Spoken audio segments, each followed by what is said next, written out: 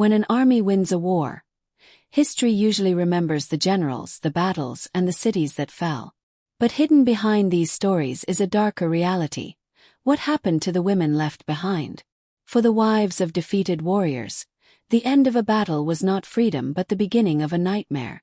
They were taken not only as property but as tools of power, their identities erased and their futures stolen.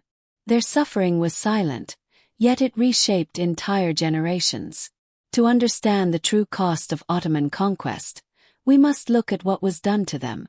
The Ottoman Empire began as a small frontier state in Anatolia during the late 13th century, but within a few generations it transformed into one of the most powerful empires of the medieval and early modern world. Through a mixture of military skill, political alliances, and the use of new technologies like heavy artillery, the Ottomans pushed into the Balkans, the Middle East, and North Africa. Their armies defeated kingdoms that had stood for centuries, and their sultans ruled over diverse populations of Christians, Muslims, and Jews. Each conquest brought not only new territory but also new people under imperial control. For the Ottomans, war was never just about defeating an enemy on the battlefield. It was also about reshaping the conquered society to serve the empire's needs. What followed the fall of a city often mattered more than the battle itself. The Ottomans built an organized system that managed the fate of populations with the same precision they used in planning military campaigns. But what happened after victory wasn't simple plunder. It was a systematic process. The Ottomans understood that lasting power did not come only from winning battles. Cannons could break walls, and armies could crush resistance, but these victories were temporary unless the people themselves were subdued. Fear became the empire's most silent and effective weapon. When word spread of what happened to captured families, many towns chose to surrender before a single shot was fired. The Ottomans calculated that terror would travel faster than their armies, weakening resistance long before soldiers appeared at the gates. This form of psychological warfare often proved more decisive than military strength, because it broke the spirit of entire communities. People who had never seen an Ottoman soldier already feared what would happen if they did. And that fear often began not with soldiers, but with the wives of the fallen. Ottoman expansion was supported not only by armies but also by laws that gave structure to conquest. Within the empire's legal system, rooted in both military codes and interpretations of Sharia, the capture of enemy women was treated as a lawful outcome of war. Widows of defeated warriors were often classified as spoils, their status shifting instantly from free women to property. This practice was not hidden or considered unlawful. It was written into legal texts and enforced by military courts.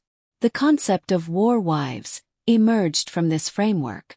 When a man fell in battle, his wife could be claimed by the soldier who killed him or by others in the victorious force. To the Ottomans, this was not seen as a violation but as a rightful transfer of ownership, justified by the rules of war as they understood them. Yet legal ownership was only the first step in erasing a woman's identity. When an Ottoman army captured a city, the people were not left in confusion. They were gathered and sorted in an organized way that reflected the empire's need for control. Men, women, and children were separated into groups, often in public squares where the destruction of churches or civic buildings formed the backdrop. This process was not only administrative but also psychological. Families were torn apart in front of one another, with wives and daughters of defeated warriors singled out and removed from their kin. The act of separation created lasting humiliation, as husbands, brothers, and parents were forced to watch their loved ones taken away without any power to resist. The public nature of these scenes ensured that the memory of fear would remain with survivors long after the soldiers moved on. It was designed to make resistance appear hopeless. And separation was only the opening act in a much darker program. Once women were separated from their families, the next step was to break the identity they carried with them. This began with the stripping away of names, as captives were given new ones in Turkish or Arabic, leaving little trace of their past lives. Religious conversion soon followed, carried out through ritualized acts that forced women to denounce their old faith. Some were made to spit on sacred objects or to burn symbols of their former religion in public ceremonies. These actions were not only about adopting Islam but about cutting every tie to the community they came from. Clothing, language, and customs were also reshaped to match the empire's demands, erasing cultural markers that once defined them. By removing faith, names, and memory, the Ottomans ensured that women stood isolated, unable to reclaim the identity they had before conquest. But faith alone wasn't enough. Control of the body became the next stage. After conversion and renaming, many widows were absorbed into what the Ottomans called the system of WarWives. This practice turned the loss of a husband into an opening for another form of captivity. Soldiers could claim the widow of a man they had killed, provided they followed certain procedures. Witnesses were required, and disputes over claims were settled in military courts. These courts treated widows as transferable property, recording cases with the same tone used for animals, land, or tools. If two men contested ownership, the debate centered not on the woman's will but on which man had the stronger legal right. The idea of marriage in this context bore little resemblance to partnership. It was about possession, control, and the extension of the conqueror's power into the household of the defeated. Yet this was not mere marriage. It was a system designed for reproduction under coercion. Once women were absorbed into the empire, their value was increasingly measured by their ability to produce children. Captive women were not left without oversight. Instead, they were placed in facilities or households where their health and pregnancies were closely monitored. Medical care, when provided, was never offered out of compassion but because every child born was viewed as part of the empire's wealth. Records suggest that physicians and attendants were tasked with ensuring that women carried pregnancies to term, much like protecting a financial investment. Nutrition, rest, and treatment were adjusted not for the woman's dignity but for her usefulness as a bearer of future subjects or soldiers. In this way, reproduction became a controlled process, with women reduced to the role of instruments in imperial expansion.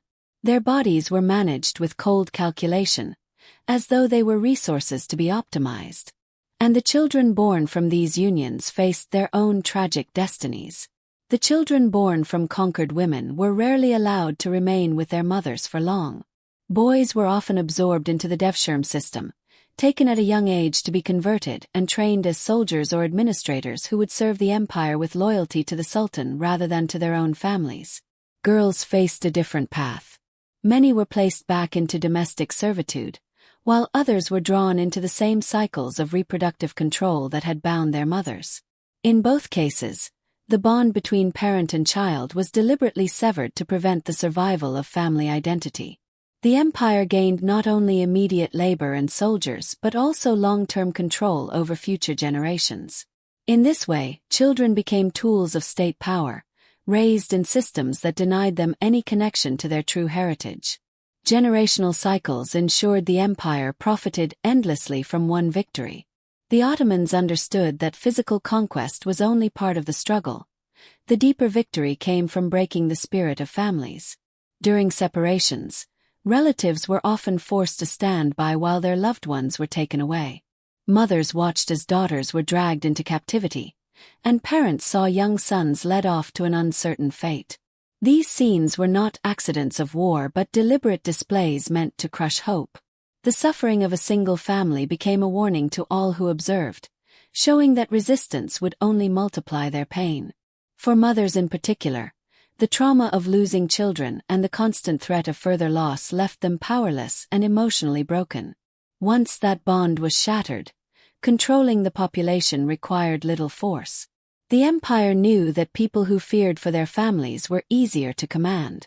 And the wider society felt this fear even before the Ottomans arrived. Ottoman control was not limited to great battles or sieges. Away from major cities, armies and raiding bands carried out seasonal campaigns aimed at capturing women and children. These raids were often timed to take advantage of harvest periods, when villages were gathered and most vulnerable. Entire communities lived in dread of these cycles, knowing that soldiers might appear without warning to tear families apart. In response, some parents went to desperate lengths, scarring their daughters or making them appear less desirable in hopes of sparing them from abduction. Others built hiding places in forests or underground shelters, But even these defenses were often discovered. The knowledge that safety could never be guaranteed left permanent scars on cultural memory. People began to shape their lives, traditions, and even family practices around the constant threat of capture. But even these desperate measures often failed, and the trauma reshaped entire cultures. The shadow of these practices did not disappear with the decline of the Ottoman Empire. Communities that had endured separation, raids, and captivity carried the memory into later generations. Folklore, songs, and oral traditions preserved stories of women taken away or children lost to the Devshirme system. Families passed down cautionary tales that warned daughters to remain hidden or described secret shelters built to escape raiding parties. In many regions, these cultural responses became so ingrained that they outlasted Ottoman rule itself, shaping identity long after the empire collapsed. The scars were not only personal but collective, as societies reorganized themselves around the fear of loss. This legacy shows how systematic dehumanization can become normalized when repeated over centuries. It was not simply a chapter in military history, but an enduring trauma woven into the cultural fabric of entire peoples. History often remembers battles won and lost, but the fate of the women tells the darker story that never truly ended.